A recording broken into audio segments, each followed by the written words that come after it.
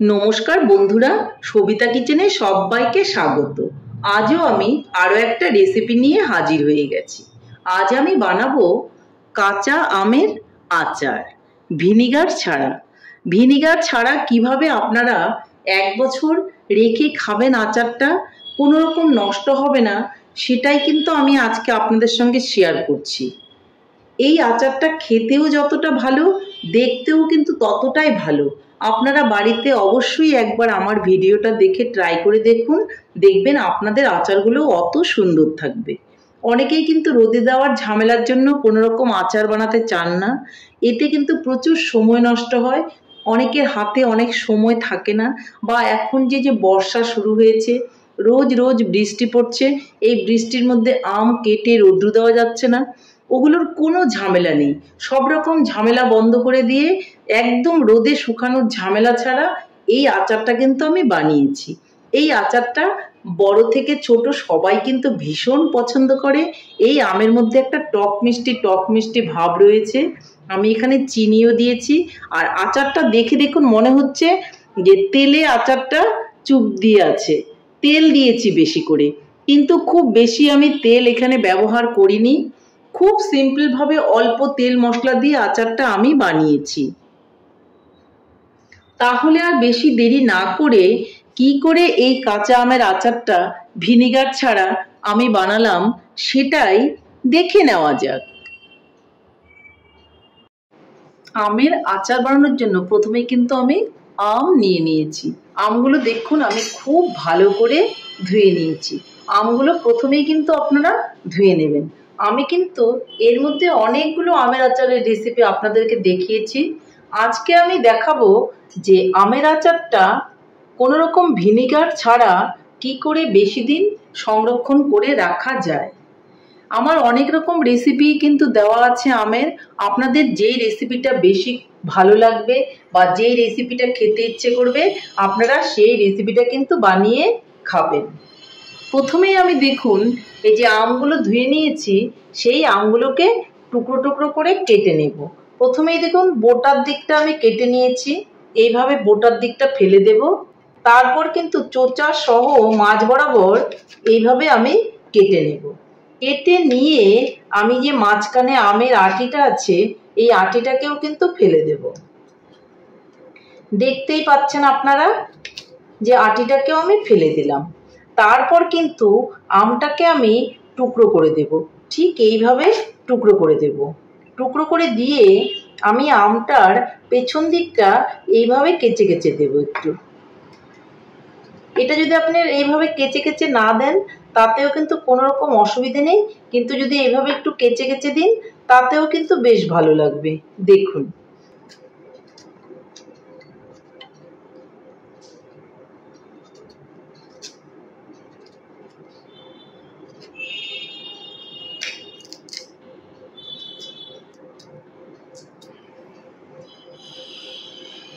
তাহলে আমি দেখুন আরো একটা আমও আমি কেটে নিচ্ছি। জাস্ট মাঝখান থেকে এইভাবে কেটে দেব। আটিটা কিন্তু এখনো শক্ত হয়নি। দেখুন এইভাবে আমি টুকরো করে দিলাম। আর এইভাবে কিন্তু ধারগুলো একটু কেচে কেচে দিলাম। এটা যদি আপনারা না দেন তাতেও অসুবিধা নেই, আপনাদের যেভাবে সুবিধা হবে আপনারা সেইভাবেই কিন্তু দেবেন।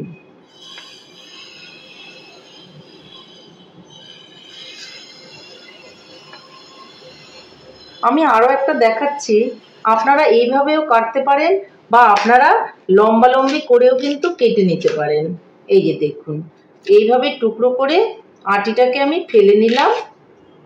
তারপর এইভাবে লম্বা করে কেটে দিতে পারেন। এইভাবে কেচে কেচে করে দেবেন। যদি আম খারাপ থাকে তাহলে কিন্তু কেটে ফেলে দিবেন। খারাপ আম দিয়ে কখনোই কিন্তু আচার করবেন না, তাহলে কিন্তু আচারটা ভালো থাকবে না। আচারটা কিন্তু নষ্ট হয়ে যাওয়ার চান্সটাই বেশি থাকবে। সেই কথাটা যেন মাথায় থাকে। তাহলে আমি সবগুলো আমি এইভাবে কেটে নিয়ে আপনাদের সামনে চলে আসছি। বারবার বলছি, আম কাটার ব্যাপারটা নিজের পছন্দ মতো। দেখুন বন্ধুরা, আমি কিন্তু সবগুলো আমি কেটে নিয়েছি। আর আমগুলো কিন্তু আমি লম্বা লম্বা করে কেটেছি। আর আপনাদের দেখানোর জন্য কয়েকটা আম আমি এইভাবে করে কেটেছিলাম। আমগুলো একটা পাত্রের মধ্যে আমি তুলে নিচ্ছি।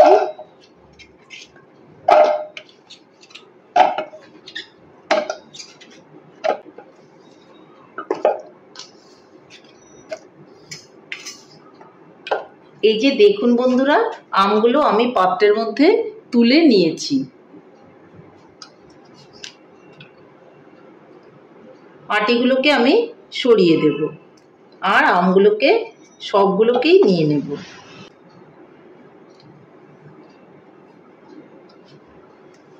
আমগুলোকে আমি নিয়ে নিলাম। আমগুলোর মধ্যে এখন আমি দিয়ে দেব লবণ আর হলুদ। এই দেখুন আমি কিছুটা লবণ দিয়ে দিলাম। আপনারাও বুঝে লবণটা দেবেন যতটুকু প্রয়োজন। তারপর আমি এর মধ্যে দিয়ে দিব হলুদ। খুব ভালো করে কিন্তু লবণ আর হলুদটা আমি এখানে মেখে নেব। একটু ঝাঁকিয়ে ঝাঁকিয়ে মেখে নেব যেন সবগুলো আমের মধ্যেই এই লবণ আর হলুদটা মেখে যায়। দেখুন বন্ধুরা, কি সুন্দর করে আমি মেখে নিলাম। প্রত্যেকটা আমের মধ্যেই কিন্তু দেখুন এইভাবে লবণ আর হলুদ মাখিয়ে নিয়েছি। এখন লবণ হলুদ মাখিয়ে এই পাত্রটার মধ্যে কিন্তু রাখা যাবে না। এমন কোনো পাত্রের মধ্যে রাখতে হবে যেই পাত্র থেকে এক্সট্রা যে জলটা লবণের বেরোবে সেটা ঝরে পড়ে যায়, যার জন্য আমাকে একটা ঝুড়ি নিতে হবে। আমি একটা ঝুড়ির মধ্যে আমগুলোকে ট্রান্সফার করে দেব। এরকম একটা ঝুড়ি আমি নিয়ে নিলাম আর ঝুড়ির মধ্যে আমগুলোকে সবই আমি ঢেলে দিলাম আর বাটিটা এইভাবে নিচে দিয়ে দিলাম। আম থেকে যে জলটা বেরোবে সেই জলটাকে আমি ফেলে দেব। তাহলে আমি এইভাবে আমগুলোকে 1 ঘন্টার মতো হলুদ লবণ মেখে রেখে দেব জল ঝরে যাওয়ার জন্য। 1 ঘন্টা বাদে আমি আপনাদেরকে দেখাচ্ছি। বন্ধুরা, আমি 1 ঘন্টা পর ফিরে এলাম। দেখুন আমগুলোর মধ্যে যে লবণ আর হলুদ আমি মেখে রেখেছিলাম সেই আমগুলো থেকে কিছুটা জল বের হয়েছে। দেখতেই পাচ্ছেন কতটা জল বের হয়েছে। হলুদ আর লবণ মেখে রাখার পর যে বাড়তি জলটা বের হয়েছে সেটাকে কিন্তু আমি ফেলে দেব। দেখুন আমগুলোকে লবণটা যতটা নেওয়ার আমটা নিয়ে নিয়েছে আর বাদবাকি জলটা কিন্তু ঝুড়ির নিচ দিয়ে বেরিয়ে গেছে। তো এই ধরনের আমই আমাদের কিন্তু এই আচারটা করার জন্য প্রয়োজন। তাহলে এখন আমি চলে যাচ্ছি উনানের দিকে। কোনো রকম রোদে দেওয়ার ঝামেলা নেই, রোদ ছাড়াই কিন্তু এই আচারটা আপনারা বাড়িতে করে নিতে পারবেন। তাহলে এখন চলে যাচ্ছি আমি উনুনের দিকে। এদিকে উনুনে আমি একটা কড়াই বসিয়ে দিয়েছি আর তাতে আমি দিয়ে দিব তেল। অবশ্যই কিন্তু সর্ষে তেল দিয়ে দেব।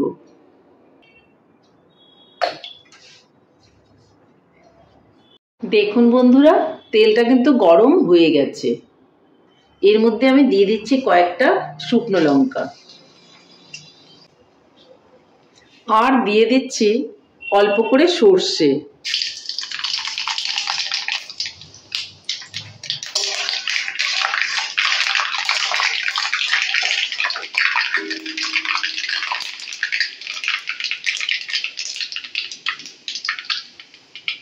সর্ষে আর লঙ্কাটা যখন খুব ভালো করে হয়ে যাবে তখন আমি আমগুলোকে ছেড়ে দেব।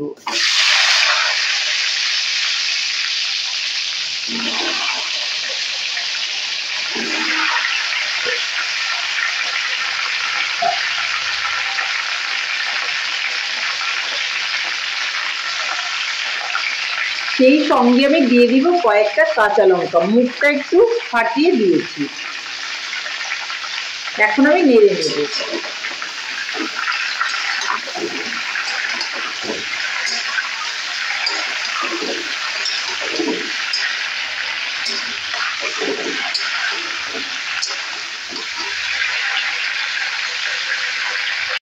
এখন আমি আমের মধ্যে দিয়ে দিব অল্প করে লবণ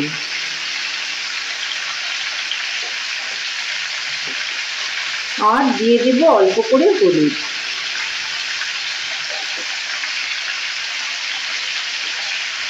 খুব ভালো করে কিন্তু আবারও নেড়ে নেব।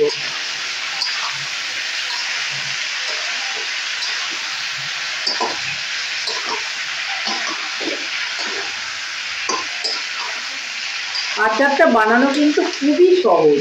আপনারা খুব ভালো করে যদি ফলো করেন তো আপনারাও কিন্তু বাড়িতে এভাবে আচারটা ঝটপট করে বানিয়ে নিতে পারবেন। দেখুন আমের কালারটা কিন্তু আস্তে আস্তে চেঞ্জ হয়ে যাচ্ছে, যে সবুজ আমগুলো কালারটা চেঞ্জ হয়ে এই ধরনের হয়ে যাচ্ছে। দেখুন বন্ধুরা, যখন এভাবে কালারটা চেঞ্জ হয়ে যাবে আমের চোচার, তখন কিন্তু আমি এর মধ্যে দিয়ে দিব চিনি। আমটা যেরকম টক সেটা বুঝে আপনারা চিনিটা দেবেন। আমটা যদি বেশি টক থাকে তাহলে চিনিটা একটু বেশি করে দেবেন, আর যদি কম টক হয় তাহলে চিনিটা একটু কম করে দেবেন। আমি আমার পরিমাপ মতো এখানে চিনিটা কিন্তু দিয়ে দিয়েছি। দেখুন চিনিটা এখন আস্তে আস্তে গলে কিন্তু একটা জলের আকার নেবে।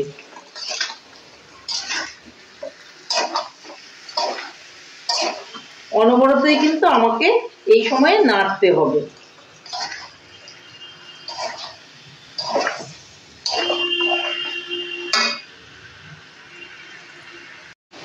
দেখুন বন্ধুরা, চিনি থেকে কিন্তু জল বেরোতে শুরু করেছে।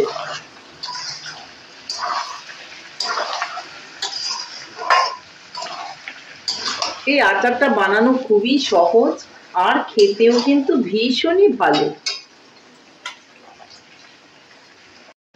যখন চিনিটা গলতে শুরু করবে এই সময়ে আমি এখানে একটু ভাজা মশলা দিয়ে দেব।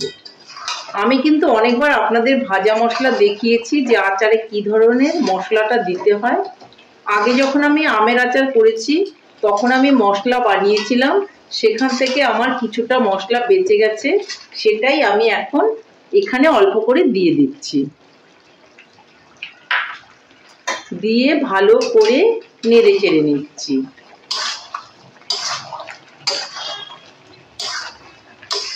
চিনিটা কিন্তু এখনো পুরোপুরিভাবে গলেনি, পুরো চিনিটাই আমার গলিয়ে নিতে হবে। দেখুন বন্ধুরা, আমগুলো কিন্তু এতক্ষণে সেদ্ধ হয়ে গেছে। খুব বেশি সময় লাগে না এই আচারটা বানানোর জন্য। আমি আপনাদের দেখাচ্ছি যে আমটা কিরকম সেদ্ধ হয়েছে। দেখুন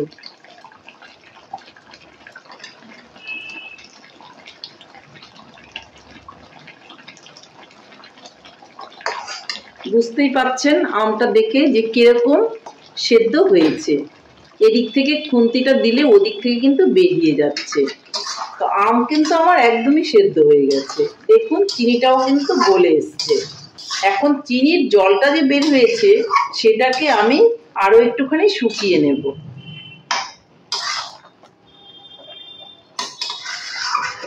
আমগুলো কিন্তু আস্তে আস্তেই আছে। আপনারা যদি মনে করেন যে দু একটা আম একটুখানি থেতলে দেবেন তো এইভাবে উপর থেকে খুন্তি দিয়ে থেতলে দিতেই পারেন, তাতে কোনো রকম অসুবিধা নেই। আপনাদের যেরকম ইচ্ছা আপনারা সেরকমই কিন্তু করে দিতে পারেন। আম সেদ্ধ হয়ে গেছে মানে আচারও কিন্তু আমার হয়ে গেছে। আমি এখন এর মধ্যে এই সময়ে দিয়ে দেব লেবুর রস। আমি বলেছিলাম যে ভিনিগার ছাড়াই কিন্তু আমরা সারা বছর আমের আচারটা রেখে খেতে পারবো, কোনো রকম নষ্ট হয়ে যাবে না। যার জন্যই কিন্তু এই লেবুর রসটা অবশ্যই দিতে হবে। লেবুর রসটা যদি আপনারা দিয়ে দেন তাহলে কিন্তু আচার নষ্ট হয়ে যাওয়ার চান্স থাকবে না।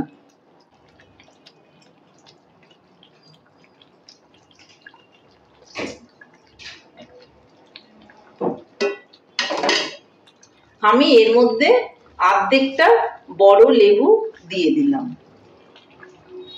আর লেবুটা যদি ছোট হয় তাহলে আপনারা অবশ্যই আস্ত লেবু দেওয়ার চেষ্টা করবেন। আমি লেবুর রসটা এর মধ্যে অবশ্যই সুন্দর করে দিয়ে দিলাম। আমি লেবুটা ডাইরেক্ট হাতে নিয়ে কিন্তু রসটা চিপে দিলাম। আপনারা ইচ্ছে করলে লেবুটার রস বের করে তারপরও কিন্তু দিতে পারেন, কোনোই অসুবিধে নেই। এখন আমি ভালো করে আবারও একটু নেড়ে চেড়ে দেব। আর আমার যে বাদবাকি মশলাটা ছিল সেটাও আমি উপর থেকে আবারও একটু দিয়ে দেব। আপনারা যদি একটু মশলাটা বেশি দিয়ে আমের আচারটা খেতে চান অবশ্যই মশলাটা একটু বেশি দেবেন।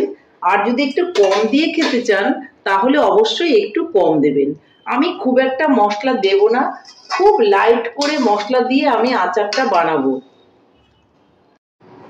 আচার কিন্তু আমার ফাইনালি রেডি হয়ে গেছে, আপনারা দেখতেই পাচ্ছেন। ঠিক আমি এইভাবেই একটু এই যে ঝোল ঝোল রেখে আচারটা বানাবো, মনে হবে যেন আমি তেলের মধ্যে আচারটা ভিজিয়ে রেখেছি। এতে খেতে কিন্তু ভীষণই ভালো লাগবে। আর আমার এই আচার রান্না করা কমপ্লিট। আর সেই সঙ্গে সঙ্গে আমি উনানটা অফ করে দিয়ে একটুখানি সর্ষে তেল কাঁচা উপর থেকে দিয়ে দিব। কাঁচা সর্ষের তেল আর লেবুর রস এই দুটো দিলে পরে আপনার কোনো ভিনিগারের প্রয়োজন হবে না। ভিনিগার ছাড়াই কিন্তু আপনি সারা বছর এই আচারটা রেখে খেতে পারবেন। তাহলে এই আচারটা আমার ফাইনালি রেডি হয়ে গেছে। এখন আমি নামিয়ে নিচ্ছি আর তারপর আপনাদেরকে আমি দেখাচ্ছি। বন্ধুরা, ফাইনালি আমার আমের আচার কিন্তু কমপ্লিট। আমি বলেছিলাম যে কোনো রকম ভিনিগার এখানে ব্যবহার করব না। ভিনিগার ছাড়াই কিভাবে 1 বছর আপনারা আমের আচারটা রেখে খেতে পারবেন সেই পদ্ধতি কিন্তু আমি আপনাদের সঙ্গে আজকে শেয়ার করলাম। তো এইভাবে আপনারা বাড়িতে আমের আচার বানান আর বছর ভর আপনারা রেখে খান। কোনো রকম রোদে দেওয়ার ঝামেলা ছাড়াই কিন্তু আপনারা এই আমের আচারটা বানিয়ে নিতে পারেন। এইভাবে আপনারা আচারটা বানিয়ে বয়মে ভরে রেখে দেন। অবশ্যই কিন্তু আচারটা ঠান্ডা হওয়ার পর আপনারা বয়মে ভরে রাখবেন। দেখুন কতটা সুন্দর হয়েছে দেখতে। দেখতে যতটা সুন্দর হয়েছে খেতেও কিন্তু ততটাই ভালো হয়েছে। তাহলে বন্ধুরা, আমার রেসিপিটা কেমন লেগেছে? আমার রেসিপিটা যদি আপনাদের ভালো লাগে তাহলে লাইক, শেয়ার, কমেন্ট করতে ভুলবেন না। আর আপনি যদি আমার চ্যানেলের নতুন বন্ধু হয়ে থাকেন তাহলে চ্যানেলটা সাবস্ক্রাইব করার অনুরোধ রইল। পাশে থাকা বেল আইকনটি প্রেস করে রাখুন আমার নিত্য নতুন রেসিপির আপডেট পেতে। তাহলে আর দেরি কেন, ঝটপট এভাবে বানিয়ে ফেলুন আমের আচার, ভিনিগার ছাড়া, আর সারা বছর রেখে খান। নমস্কার, ভালো থাকবেন, সুস্থ থাকবেন। আবার দেখা হবে আরও একটি রেসিপির সঙ্গে।